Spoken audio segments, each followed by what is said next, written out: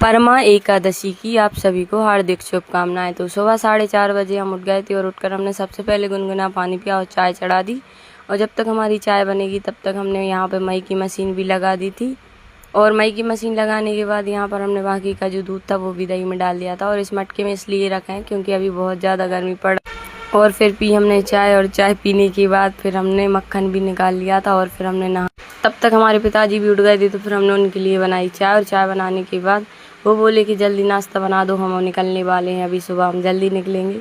तो फटाफट से यहाँ पर हमने रात में भिगोई हुई जो दाल थी उसको साफ़ किया और साफ़ करने के बाद उसको अच्छे से सिलबट्टे पे बांट लिया था। और बांटने के बाद फिर हमने आटा भी तैयार करने के बाद फिर हमने जल्दी से इसमें सारा सामान मिक्स किया।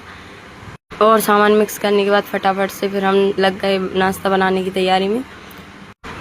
और झटपट यहाँ पर हमारी छोटी सिस्टर ने प्याज की सब्ज़ी भी बना दी थी गैस पर से।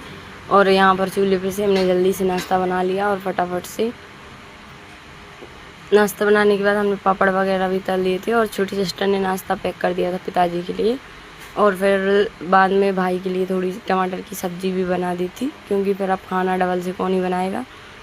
तो खाना से हम फ्री हो चुके थे। उसके बाद फिर हम गए मंदिर पूजा करने। और मंदिर से पूजा करने के बाद घर आकर भी भगवान जी की पूजा की। और घर आकर पूजा अर्चना करने के बाद प्रभु की फिर हमने उनके लिए भोग प्रसाद रखा। और भोग प्रसाद रखने के बाद हमने और हमारी सिस्टर ने किए सारे बर्तन साफ़। और बर्तन साफ़ करने के बाद फिर हमने थोड़ा फरार बनाया हमारे लिए।